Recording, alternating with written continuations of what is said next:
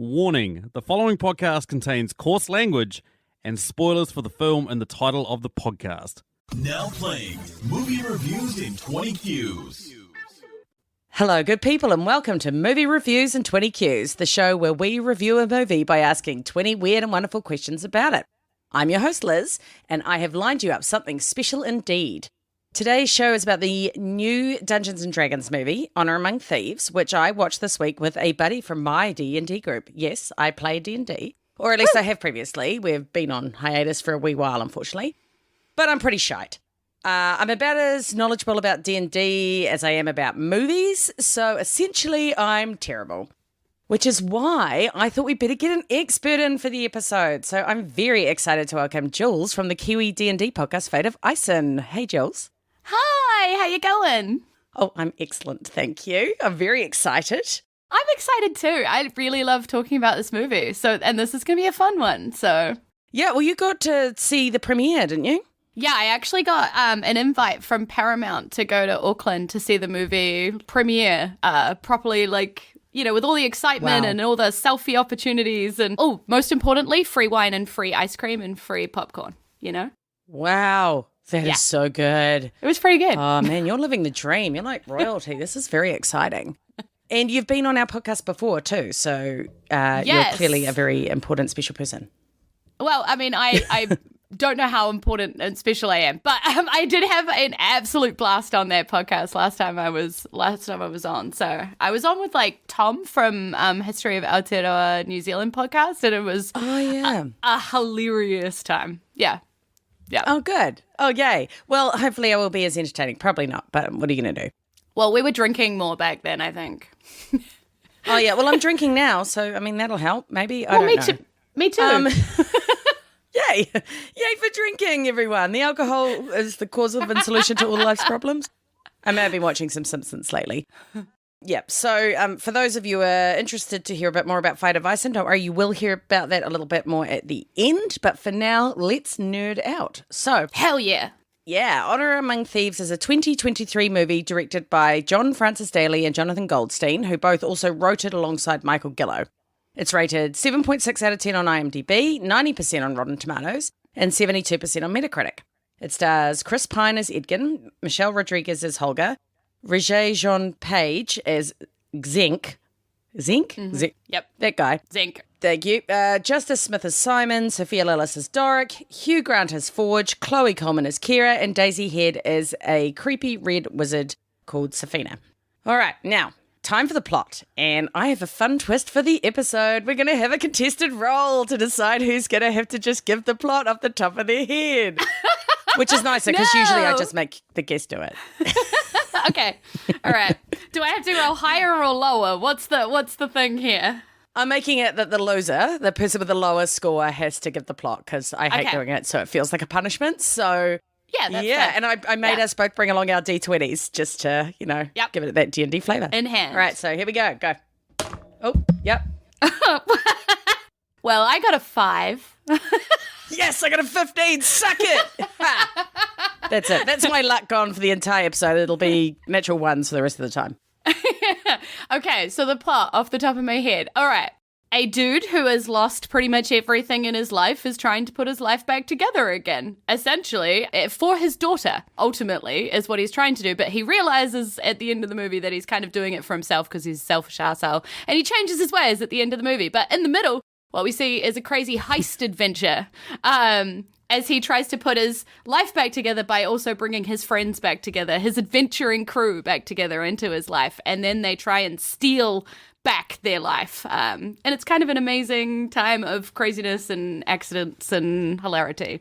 And dragons. That is amazing and perfect. That is at least better than I would have done. So well done. Very nice. And now we can just get on with the podcast. Now, I've already determined the question order, so no need to roll for initiative, Julz. Oh, look out. Yeah, okay, I'm throwing out all my Dungeons & Dragons knowledge, early, just so it seems like I know what I'm talking about. You're doing incredibly well. I'm proud of you. You're doing awesome. Yeah, I don't believe you.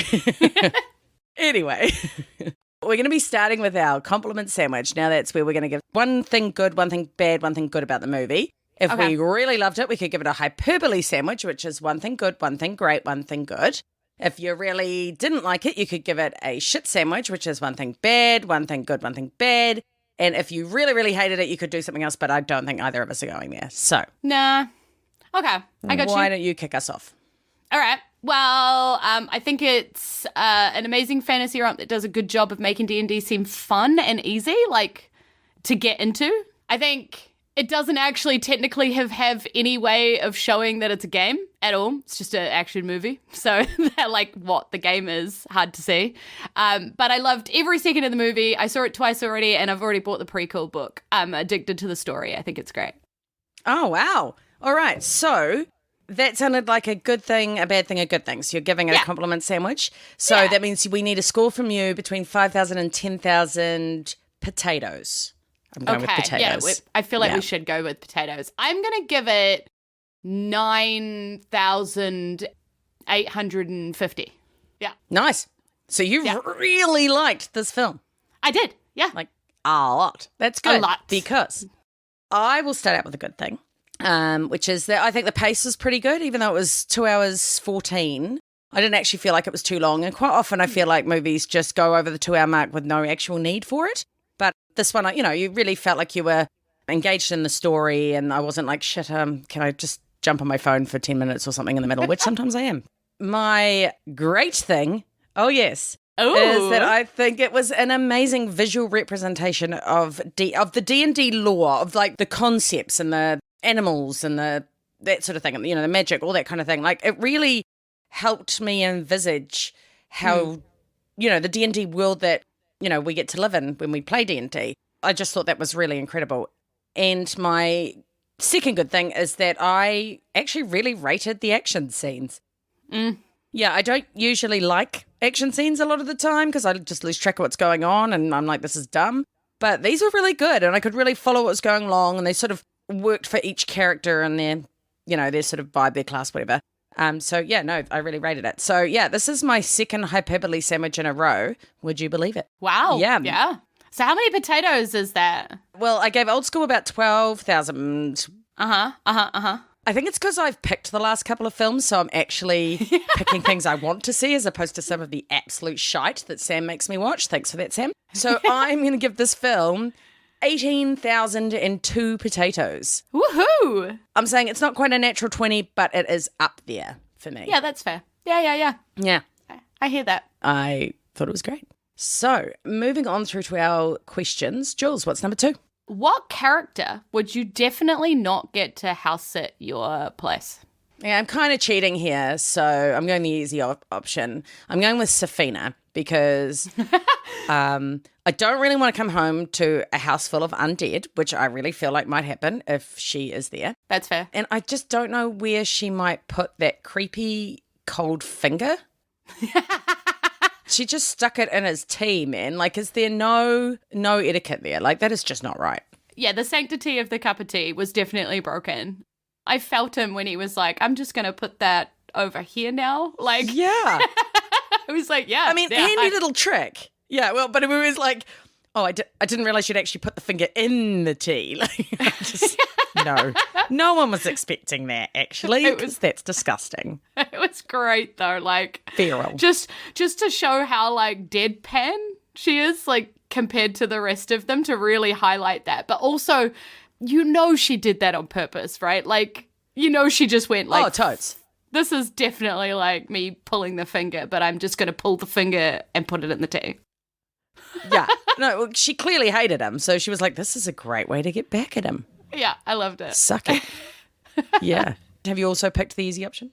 I didn't actually. I thought that Simon was the sort of person I wouldn't want to house sit. You just know it's going to be a disaster, like, of accidental magic. Like, he's going to go to wash the dishes and now you've got a portal to fucking nowhere in your house, Like, yes. It just would so be true. A complete, magical accident. Yeah, your houseplants are dead. There's no question. He's killed your houseplants with some hideous accidental magic. Yeah.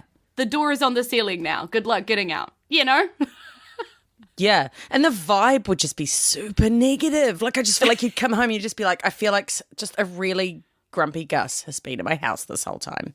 Yeah. I can't deal with that. Yeah, exactly. Yeah. Yeah. Fair call. Great answers. Question 3.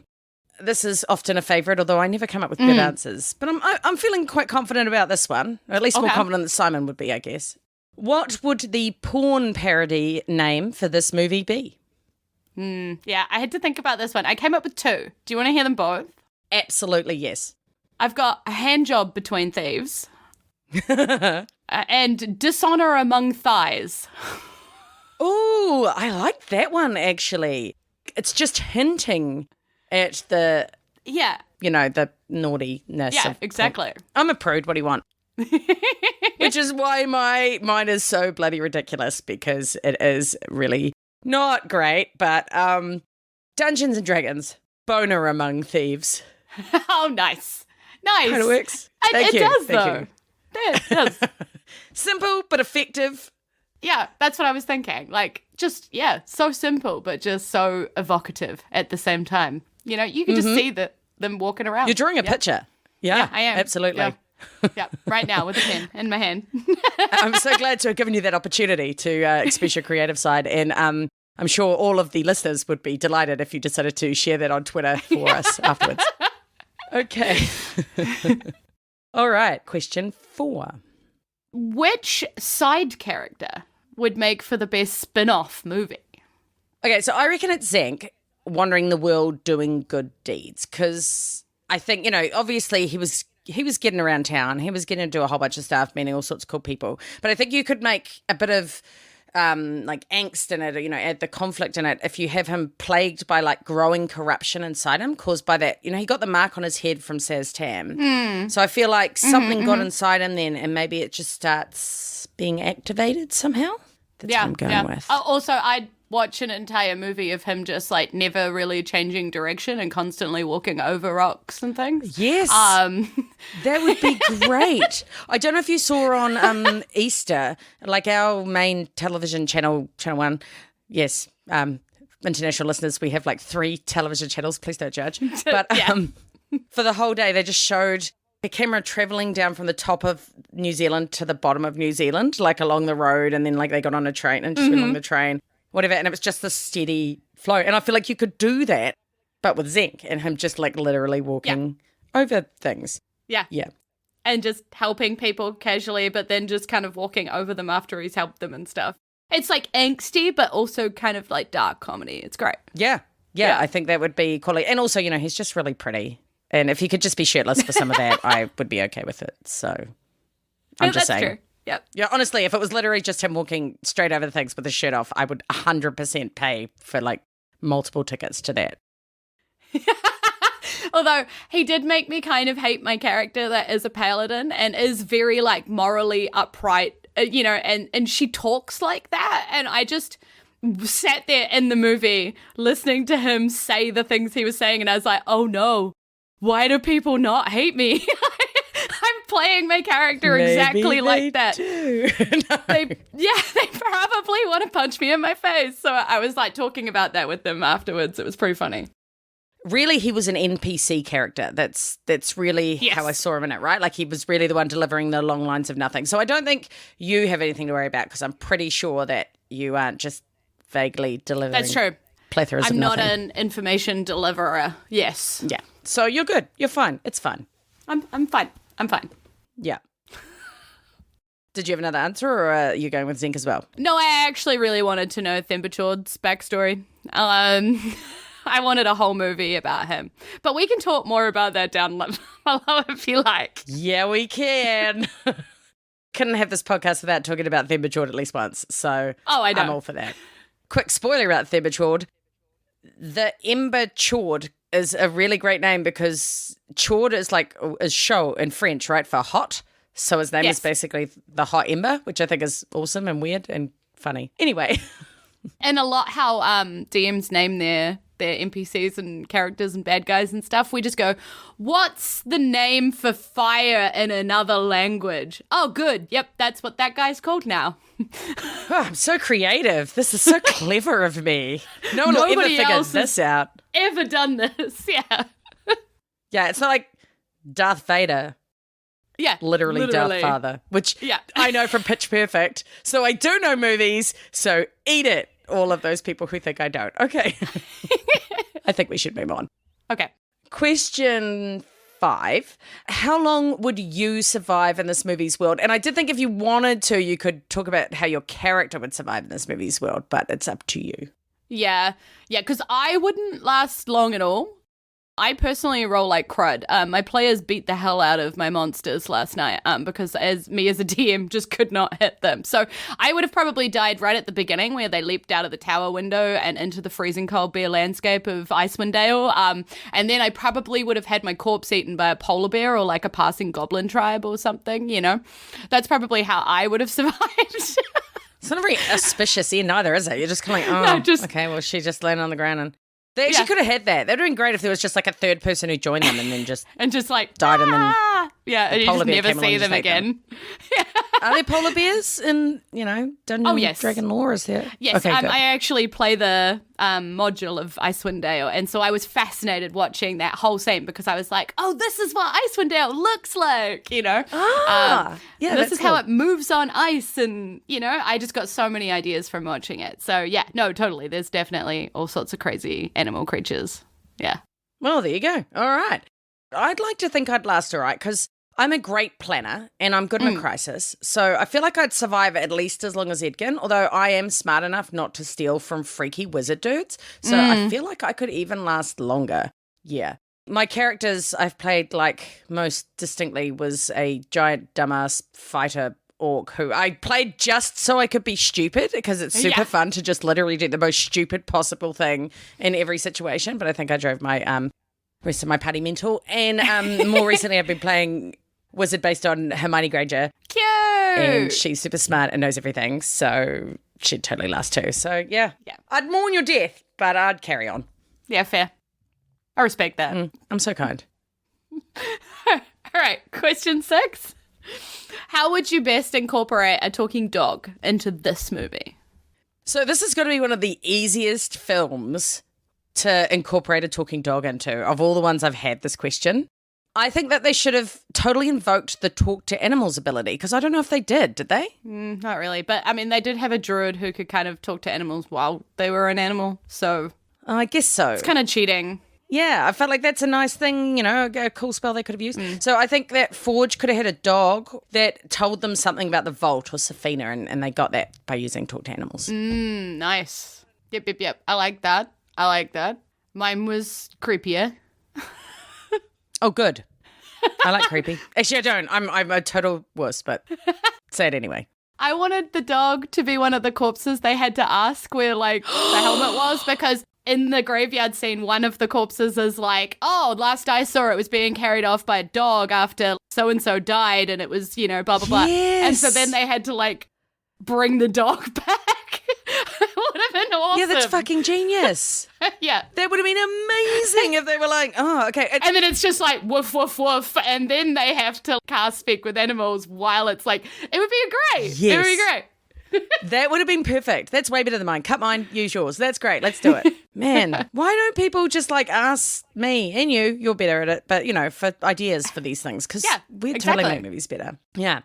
All right, question 7 is a Patreon question from our man Julio of the Contrarians podcast. Now, the Contrarians podcast like to rage against the Rotten Tomatoes machine, and basically if a movie's rated really well there, they'll tell you why it sucks, or if it's rated really sucky, they'll tell you why it's well, or close enough to that. Nice. So, Julio would like to know what your most controversial opinion about this movie is.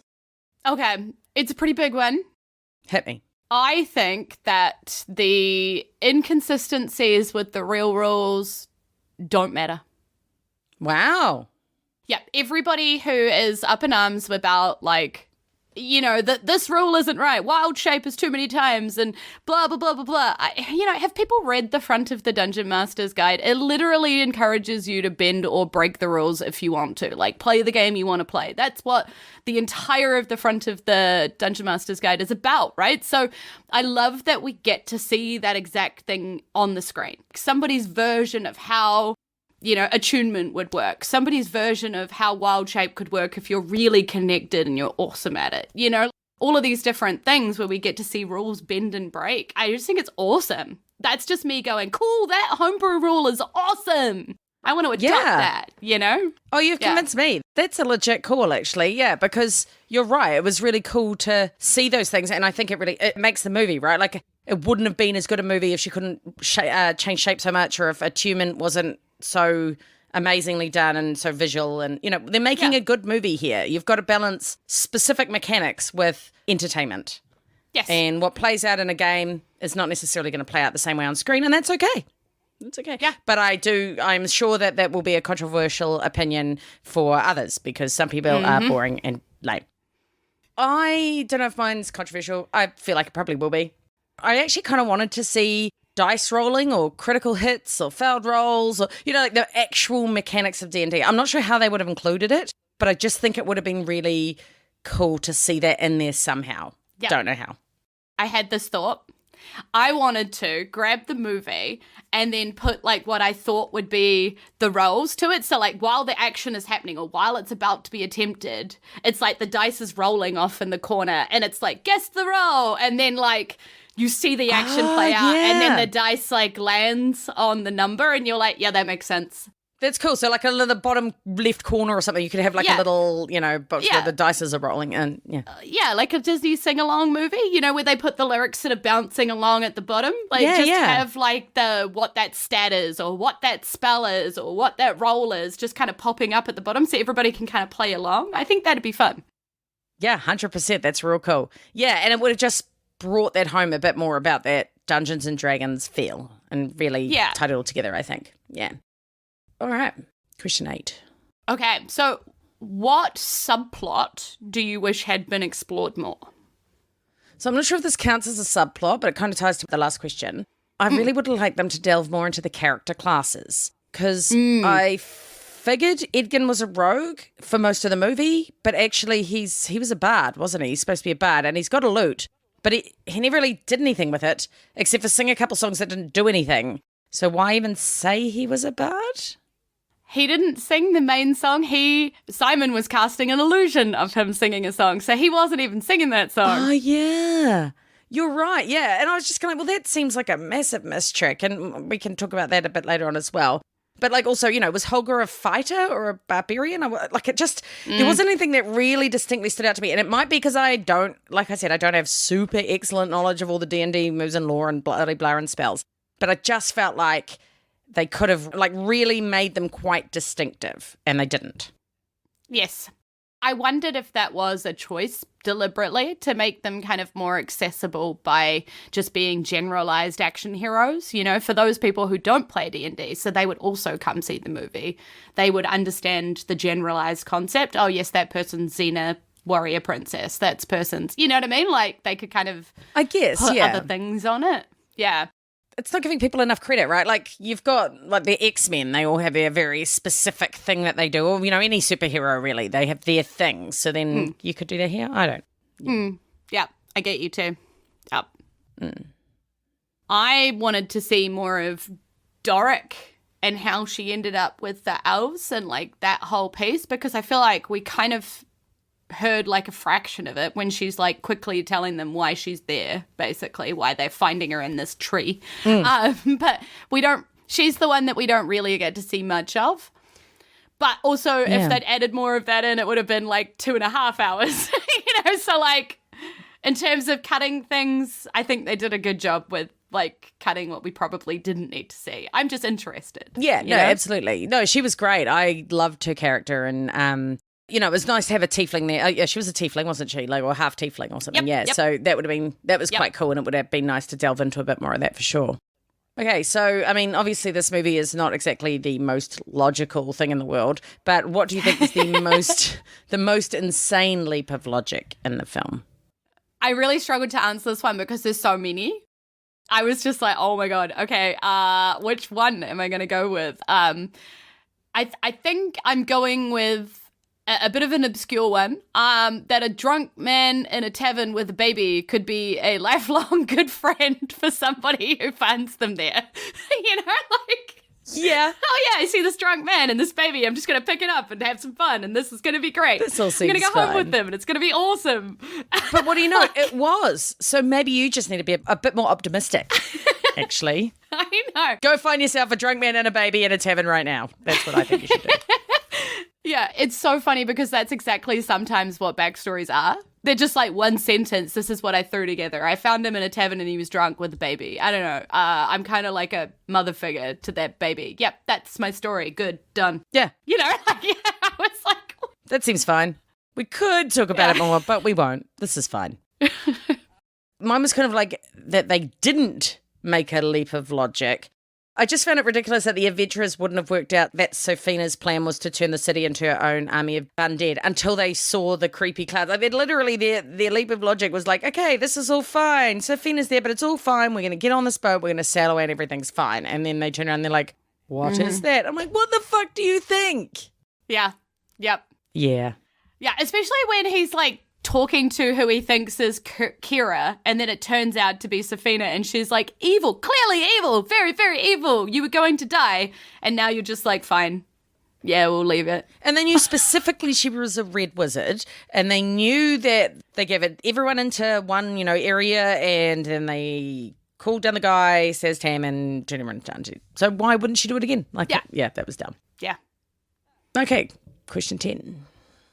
What is the biggest dick move in this movie? Like, the biggest. Okay, it has to be, and I will not take arguments on this, but it has to be not asking the 5 questions of all the dead guys. Oh, yeah, okay. That was so cruel. That poor guy at the end just going, I'm still here. Like, could anyone ask me a question? Saying that, though, that was my favourite scene by far. I just had multiple laugh out loud moments, right? Like, the guy kills himself getting out of the bath and they want his brother and not him. The stupid questions that he asks to finish the 5 questions for one of the other guys. And I never really thought about that mechanic. You have to answer 5 questions and then you can be dead again. And if you don't ask them the questions, then, I just never thought about it. So that was hilarious. Like, it was so clever. Oh, yeah. I loved it, though. Mm-hmm. So good. The fact that it's like the end piece too. Yes. Like it's the bit that you wait for. You're waiting for it. What is it going to be? You knew there was going to be a post-credit or end credit or whatever. You knew there was going to be something, but you didn't know what it was. And as soon as you turn up, you're like, oh, of course. Yeah. Of course it's that. That's perfect. Of course it's that. Oh, that was the best joke. It was such a solid scene. And it just at the end, when you actually see how many people they had to dig up, that was fucking hilarious. Yeah, it's so good. Yeah, I loved it. Yeah. My cheeks are hurting thinking about it. I really like how he doesn't give a crap, Forge, when he's talking about how he took the city over. When he's talking to the 2 guys by the vault. Oh, yeah, the investors or whatever. Yeah. That whole scene, that's my favorite. Sofina will tell you all about the magic, and then she's like, oh, yeah. That's Mordecai's fault. And in amongst that, they're like, oh, how did you do it? And why did you take over the thing? And he's just like, blah, blah, blah, blah, blah. And I guess I prefer to be standing while some people prefer to be in a vegetative state. Oh, yeah. And I was like, oh. Damn. That was cold. It was so cold. Like, pretty much everything Forge did was a dick move, right? Like, pretty much every single piece of the movie. But I was like, that one's the most dickish because it was kind of a major thing. Like, well, it's just like especially unnecessary. Like, you're just not being cool there, bro. That's not cool. Yeah. It's not nice. And he's just like, it's fine. I'm making jokes about it. And then the other guys are like, ha ha ha, you're hilarious. Yeah. And it's so offhanded. Like, he just does not care. Yeah. Does not give 2 shits. Yeah. Okay, so what deep philosophical debate arose in you during this movie? It wasn't very deep, honestly, but it was RPG related, so I'm going to share it. Literally just, is it better to have charisma or intelligence as a dump stat? Simon is the perfect example of having charisma as a dump stat. He clearly has none, which is why he couldn't get Derek to go on a date with him, right? Yeah. He develops some over the course. We see experience happen, and now he has like some, so he might have a go, Yeah. And then we see the intelligence with the little like brain guys on the ledge as they're walking around. It's like, don't worry, they're attracted to intelligence. And then they're like, well, that hurt. That was gold. That was So excellent. good. Because they were just like, not even, Yeah. They didn't even blink. Well, not that they could have blinked in an eyes, but you get what I mean? Yeah. Yeah, 100%. I mean, charisma's got to be the key one, right? Like, Yeah, smart, but like it's all about people in D&D, right? So you need to be able to charm people. Yeah, it just cracked me up. They allude to, bad character builds, basically, by making Simon like a really bad sorcerer, because charisma is literally what his spellcasting modifier is. Oh, yeah. So he's like really bad at it. So he's built horribly. Like, that as a character sheet would be the worst, That's a really good point. Yeah, I love that they point that out with all of these really subtle mentions, and it's like, there's the character sheet notice. Nice. I like it, Yeah, okay, that's very well noticed. I like it. I went a little bit more, vaguely philosophical. The movie shows that, like, human greed is terrible and the cause of many society's problems, right? Like, Forge's greed, it's the whole reason everything goes to shit. But it can also be the solution. Oh, a bit like alcohol.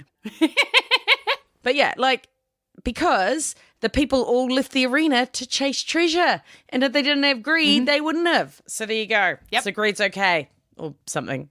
Yeah, I mean, like, yes, they went to the original treasure place to get I forget what it's called, the little token of undeath thing that they have. I forget what that magic item's called. But Awakening? Reawakening? Something? yeah, something like that. Yeah, I forget.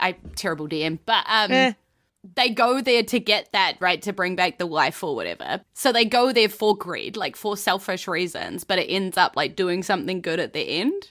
But they wouldn't have had that if they hadn't have stolen it in the first place, right? Yeah, so that's true. It's an interesting switch, yeah. It's a dichotomy. See, we're smart on this podcast. This is a smart place. Before I say anything else stupid to ruin it, how about you ask question 12, which is perfectly relevant here. Okay, so what minor change would completely ruin this movie or make it infinitely better? I think if they had made Edgin and Holger a romantic pairing, it would have sucked. And you could totally see that they might have done that. Thank God they didn't, because obviously it would have ruined the end. It would have been him choosing between two lovers instead of between what he wanted and what his daughter needed. Yes. So thank you for not doing that. Yep, 100%. I thought any of the rules being accurate would have ruined the movie. Sticking with only common magic items and not making new ones or would have sucked. So I'm glad they expanded, that thought. Yeah. Yeah, 100%. Actually, I thought of another example of that was my favorite scene, like the 5 questions in the graveyard, because he would have run out of spell slots or whatever, right? So like he wouldn't have been able to just keep waking people up. So they would have had to like stop and have a long rest and then go again. And yeah, that would have been dumb. The real key there is he's a sorcerer, so he shouldn't really even have that spell. But he had a cleric token. So he talks about having a cleric token. Okay, that makes sense. Which is how he's able to do that. But that's, again, a bend or a break, however, but people want to look at it. The rules, and for a good time. Because I know if my players said to me as a DM, I want to go talk to some dead people, I'd be like, yeah, sure, let's make this happen. Like, let's figure out a way, That's the point, right? As the DM, you're not meant to be shutting your players down. You're meant to be opening their world up and giving them opportunities and things, right? It is called yes and. Exactly. So, yes. Yeah. Fan favourite question, number 13. What quote from this film would be the worst to hear immediately after having sex? I love this question. Mine is, so dumb. Mine is, no cleric can repair the damage from a red wizard's blade. That's so good. I heard it was immediately like, I've got to write this down. That's it. I don't need to listen to any others. That's perfect. That is so good. I didn't even have that one, so I've got 3 others for you. My first one's the one I like the most, but my partner was like, dumb. So Karen says it about Edgin, and she says, you're acting like it wasn't your fault. And I was like, I really like that. Maybe that's just one for the ladies. I don't know. I know, exactly. Holger says about Simon, but I liked this quote a lot, he hasn't gotten any better. Yeah, that's fair. Yeah, and then my last one is Zenk. When he's talking about the Red Wizards of Day, he says, this is unlike anything we've ever seen. I don't know. I think that could be quite good. I'd like to be quite, wow, this is unlike anything we've ever seen. I think it depends on the tone of voice, because if they were like, this was like anything we'd ever seen, I'd be like, well, thank you. But if it was like, this was unlike anything I'd ever seen, I'd be like, I'll go to the doctor on Monday. I like the idea, though, that it's said by, like, somebody else standing there and just, like, having been watching the entire time, being like, like, that wasn't what we expected to be seeing. And you just hear that and you're like, oh, God. I did not deliver. So great. I did not provide on expectations. Yeah, okay, fair. That would be very awkward. Anyway. Well, this brings us round to our individual questions. So what do you got for us, Julz? Okay, my first question is, which scene in the movie would have made a great musical? I thought this was a great question because, as I said earlier, I feel like they really missed a trick on using Edgin's bard powers. So I'm going to go with the battle scene in the Underdark, and I feel like Edgin could have really used some sweet bard magic there, like vicious mockery or something. I don't know. You will obviously know bard magic far better than I will, having played one for an extended period of time. So, but you're right, though. Like, he clearly does inspirational speeches, right? Yeah. That, bardic inspiration. He's clearly doing it, but he never does it musically. It would have been awesome to see him swing the lute around and inspire everybody in that moment, Yeah. In the Underdark, I just felt like that was the right place for it because it was just this very desperate, like, oh my God, everything is totally fucked and we are never getting out of here. That's where you come in and be like, yay, everything's good. Let me sing to you. Yeah. Great opportunity. I would love that. The whole scene with the tipping table and just playing, like, comedy music, like, trying to get faster, like, as they're all trying to run up and stuff. That like, would have been gold. I love it. Good. And is there one where you assist someone else with a ability check or something? Is that a bard thing? Guidance. Yeah, so if you used that when Simon was trying to figure out how to magic them across, right? And then he sees the... Yeah, so you could have done that. Yeah. Definitely missed a trick. I love that nat 20 perception roll, though, when he's like, wait, that's the stick, It's just like nat 20, figure it out suddenly. Yeah. That's such a cool opportunity. You can kind of do that in the movie because in other movies you might be like, oh yeah, like you'd really see that and figure it out. But in Dungeons and Dragons you'd be like, well, he just got a nat 20, so it's fine. Totally makes sense. Yep, it's absolutely fine. Totally flies. All right, is it my next question? Yeah. Awesome. So, kiss, kill, or marry from Zenk, Holger, and Simon. This was super easy because obviously you're killing Simon. He is just way too depressing to deal with whatsoever. Like, I like to have positive people in my life, and I just feel like he would do my fucking head in. And you'd always just feel like you had to be trying to buck him up, make him feel good about himself. I'd just be like, no. I'm obviously kissing Zenk because he is gorgeous. Get in there. And he's got no personality. He'd drive you mental marrying him. You couldn't be doing that. But, you're going to want to get in there for a little bit of action, for shizzle. So, therefore, I'm marrying Holger because she'd keep me safe at night. I'd always feel safe with her in the house. And, if we ended up having kids, she'd be a great mum, clearly. So, it's a no-brainer, really. No, you're right. It's so obvious once you put it like that. Yeah. Yeah. I would have killed Zenk. I pondered it and then I was like, no. Because I can get action out of him. He's worthwhile for something, whereas Simon would just, no. Yeah, you're right. Just too much, All right. My last question. Mm-hmm. What would you use the spell Speak with Dead to do? Oh my God, I would solve murders and I'd be like a really impressive detective, right? Like you'd go and find ones where they had the body and I'd just like go in and be like, okay, so what did the murderer look like? Where did you get murdered? What was the murder weapon or whatever? And you'd have specific questions and you'd get all this information and then you'd just come back out and be like, well, I think we should be looking for a told over. And you wouldn't tell anyone, but you'd just figure out the murder and everyone would be like, you're just the best detective we have. And I'd be like, yeah, I am. I really like this idea. I just immediately thought of it as like, ooh. I think it's because I like listen to a bunch of true crime podcasts and stuff. So I'm always like, oh, it'd be so handy if you could just ask the dead people stuff, but you can't. Yeah, no, totally. It's a great answer. Yeah. Thank you. My questions. Firstly, could they have leaned in more to the D&D theme? We've talked about it a little bit, but, are there any other thoughts you have? And if they could have, how? Okay, so first thought, they definitely could have used a dice in the film. Now, I'm not sure that they needed to be playing a game or like doing that meta thing where it's a group of people playing the people, right? I just wish they'd used a dice to make a decision. Like they had a few options or something and they just rolled a dice to see which one they went with. I love that. Yeah. That would have been a fun throw. And I also think they definitely should have had scheduling issues because every D&D party knows that scheduling issues are the real evil guy, you know? Absolutely. Just trying to get everybody in the same room. Yeah, I love it. That's so legit. I only had one thought to that, and it was player sheets or cards. Like if they'd had that at the very start and like you just had the card up and then like showing the players, or even at the end or whatever, just like, actually it might be even better at the end because you could see that Simon had that really like low charisma and be like, that makes sense. I see what you're doing there. Yeah. That would have been quite cool. All right, the question I know you've been waiting for this entire time. How did Thembachord get so pudgy? I loved him. Yeah, he was a cutie. Because he's amazing. He never stopped. In that entire movie, he just kept going. Like, there was no way he was quitting. Even when it was like a tipping table, even when the hole was really tiny, he's going to get that, whatever it is that he's chasing, he's going to eat it. And I love it. Yeah, he he also doesn't expend unnecessary energy. You know, if he doesn't need to walk, he just rolls. And I think that's brilliant. He's not burning any extra calories. Yeah. And also... Yeah.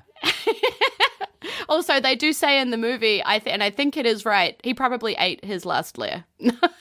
Oh, yeah. Okay, I can see that. Yeah, but I mean, I was just going, you know, you're in the Underdark. There's not a lot down there. I mean, there's some things, but I feel like you'd be there quietly by yourself for a while. Yeah, that's true. But I guess he just ate everything that came along. But the D&D lore does say that he wasn't there. So he has been elsewhere. He moved into that place, obviously, recently before they got there. And he moved in and made that his lair. Because Thembachord is actually in an adventure module that you can play. Oh, how exciting. Yeah, so nice. He's one of the big bads that you can battle. Yeah. Oh, so nice. Okay. Again, that's kind of fun that they pulled a thing out of real D&D lore and popped it into the movie. I love that they went with what the fans, you know, would possibly want. And they didn't go with the traditional, you know? Like, yes, they gave us a fire-breathing dragon, but they gave us a pudgy, awesome one. And then the dragon that we do see flying around and screwing things up is actually an acid dragon, which was awesome to see, you know? Yeah. Yeah, 100%. And I think that's really nice for, you know, for the true fans, because you've got people like me who won't know all of these different pieces but still go, oh, cool, a dragon, you know, or whatever. You know, you can appreciate elements of it. But then for people who really understand the lore and really know their stuff, are going to go, oh, my God, that's specifically this dragon from this adventure and he's doing this because of that. And yeah, I think that's really fun. And just it adds those layers for the different levels. So you've got the people who don't know anything about it. It's just like, cool, dragon. And then, you know, delving into it a bit more for the urban And edge, actually, I've got to give the movie massive props for that. There were so many levels to the movie, like, yes, haha, comedy, big action moments, like, cool, just everything. But then there was just those little moments where it's like, that's a character sheet reference. That's a, you know, funny little reference for those of us who've played that adventure module. You know, like, I've got to give them props for that. There was so many levels to it. Yeah, 100%. Yeah. It's like watching a Disney movie with all the, like, adult references, you know, the things that they throw in. Oh, yeah, or The Simpsons. Yeah. Simpsons is great. Yeah. Yeah, I think even just for me, like, Holger and her potatoes, you know, just because that is absolutely something a player does. You're like, I just have this one thing that is my thing for no reason and makes no sense and is irrelevant to everything, but it's my thing. That's absolutely what people do. So I thought that was really good to just have that in there as like this is totally what a character would be like. Yeah. And speaking of characters, my final question is, which character from the film would you choose to play as in a game of D&D? No question. I know exactly. It's Kira. Really? Yep, 100%. She gets all of the fancy dresses, all of the money. True. She doesn't have any of the responsibilities. She gets to swing in with her little invisible, like, amulet and just save everybody at the end. She's got, like, the cool power, but she's really underrated, so nobody expects her to do much. I do have the advantage of also reading the prequel book, which actually highlights Kira in a really cool way as well. So when I went back to watch the movie again, I was like putting all of that in it as well. And I'm like, man, she's cool. So I would definitely play Kira, and I really recommend everybody go read the book to find out why. Oh, okay. Interesting. Maybe I will do that. Cool. So that takes us down to question 20, which is another Patreon question. So it comes from Dan of Netflix and Swill, who is one of the reasons I watch a lot of terrible films. So fuck you, Dan. And Netflix and Swill is a great podcast where they delve into everything Netflix and probably drink some swill on occasion, I'm pretty sure. So what would Dan like to know? So he wants to know who the true MVP of the movie is, and he specifies that it can't be a main character. So I think we're ruling out Edgin, Holger, Simon, or Doric. What do you think? Yeah. All right. I'm going with Zenk because if he hadn't made Edgin promise to return the treasure, I don't think Edgin would have thought of that solution to the problem. And that was such a clever solution, and I didn't see it coming. I was kind of like, what are you going to do? And he was like, I'll do this. And I was just like, oh, that's so clever. That's a great thing to do. Yeah, so I don't think he would have come up with it. I like that. Yeah. I went really obscurely. Excellent. Really like NPC, that we only see a few times or whatever. So I've got two for you because I think that they're both really important. Okay. The tavern owner of the bar who kept letting them drink there despite the fact they never seemed to pay a bill, and that's where they did all of their planning. Yeah. And he just said nothing. He's just like, yeah, and okay, just fine. supported them to do that. Like, this is where you do your planning for heists. It's fine. I'm not going to tell anybody. It's all good. Yeah. I think he's a real MVP. Totes. And the other guy is Jonathan. Okay, so I say the name Jonathan. Not everybody remembers, but most people remember if I say Jonathan, because he's the guy, the kinku that they grab and throw out the window. Yes. And then the poor guy goes to get thrown out the window again by Forge at the end. Yes. Jonathan is the real MVP. Without Jonathan, they never would have escaped the tower the way that they did, and none of the movie would have played out the way that it did, right? Because if they'd just been released, Forge wouldn't have had all that leverage, Kira would have just gone back to her dad, everything would have played out like a normal happy family situation, and none of that chaos would have happened. Yeah, that's legit. That is absolutely fair. Do you know who we haven't mentioned? And I feel kind of bad about it because I know he brought a lot of people a lot of random joy, and that is Bradley Cooper's adorable little dwarf. Or was he a dwarf or a goblin, actually? Or Well, is he a halfling? halfling, that's what he would have been. Of course he's a halfling, yeah. Because, like, dwarf, beard, no beard, no random axe or whatever. He's just like... It wasn't stocky he's enough just for a little dwarf. halfling Yeah. who lives in his house and is just trying to look after it and make a home and be a good, husband and stuff. Very halfling behavior. It's very odd for halflings to venture out. So, Yeah. Yeah. And because he was miserable at Holger and Shetleave, well, I guess nothing of the rest of it would have happened had he not done that. So maybe he gets a special credit too. That's true. Yep. And also it's fucking hilarious to realise that was Bradley Cooper. I know. Quality cameo. I love a good cameo like that where you're just like, what the is that Bradley Cooper? And then the other person's like, oh my God, I think it is. Yeah, that was hilarious. So watching things at the movie premiere was probably the most amazing moving experience I've ever had in my life, because there's just a room full of people that are just so excited, but we're all here because we all know the topic, right? So every time something happened, we would be squealing and cheering and throwing things. Like there was popcorn going it was the most incredible experience ever. And then when Bradley Cooper turned up, everybody was just like, what the fuck? It was just an outbreak of various people just being like, what is happening on the screen right now? It was so great. Yeah, I could see that. That's awesome. Oh, I'm so jealous. That sounds so good. Listen, anybody who has any kind of pull, invite me to a movie premiere. Stat, please. I would like it. Thank you.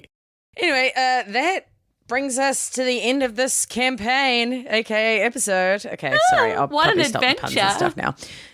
I know. It has been an absolute blast having you as a guest tonight. So thank you so much. Oh, you're welcome. I did know that you were going to be hilarious because, as I said, I have listened to Fate of Isen, which is a show that has caused me to laugh horrifyingly loud on the train to work on more than one occasion. So thank you for that. So sorry. My poor fellow commuters. And yeah, totally awkward. So you should tell us a bit about it, please. Yeah, cool. So Fate of Isen has been going for a few years.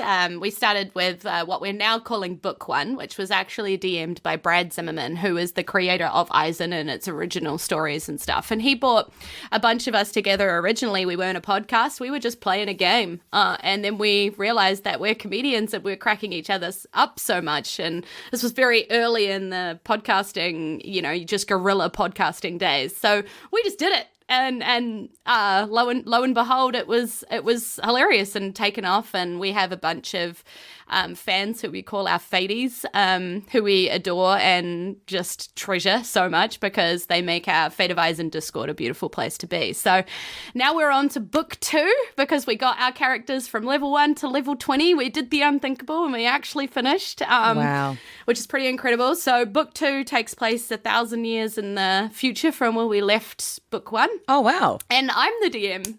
So, brand new cast of Wellington comedians, all from New Zealand and stuff. A brand new story, but still telling this amazing story of Isen and what happens there in this same world. So it's really exciting and it's very fun. It's chaos incarnate and we love it. That is awesome. Yeah, Isen is amazing. Like, Brad was an absolute genius. I was just blown away from the beginning with the amount of creativity and with all of the characters, all of the comedians, you guys are hilarious. So thoroughly recommend anyone who's even got a vague interest in D&D to just go and check it out. Or not even, just if you just think, oh, well, this sounds funny. Give it a go. You'll love it. Do it. Just do what I say. It's good background noise. Yeah. Yeah, definitely check it out. As for us, I'm desperately trying to pin down the next episode, and I'm very much hoping that it will feature the one and only Nick Haskins and the extremely unique Caleb from Netflix and Swell talking to me about the sultry little film called 50 Shades of Grey. Ooh. Long-time listeners of our show may remember that during last year's live stream for The Cure, somehow it was decided that Caleb and I would do a live reading of 50 Shades. This is actually going to happen. I know, team, I'm as horrified as you are. But it's all for a good cause. It's live stream for The Cure, which is a multi-day streaming charity telethon starting on the 18th of May, where content creators and podcasters from around the world showcase their talents, take on fun challenges, and do weird and wacky things to raise money for cancer research. It happens every year thanks to the wonderful Nick Haskins, who I love to death, and we always love to take part. So please check our show notes to see more info about it, or you can just go straight to livestreamforthecure.com and check it out there. And please do look out for our next episode, which will no doubt be carnage. Yeah, I'm already horrified. I haven't even started it. So, yeah, you will definitely want to check it out. Whether it's about live stream with The Cure or anything else, please feel free to get in touch with us. You can email us at mritqs@gmail.com, find us on Twitter at Movie Reviews In, or search for Movie Reviews and 20Qs on Facebook and Insta. We'd be delighted to hear from you. That's pretty much it. So thank you again to Julz, and merry adventuring to you all. Goodbye. Bye.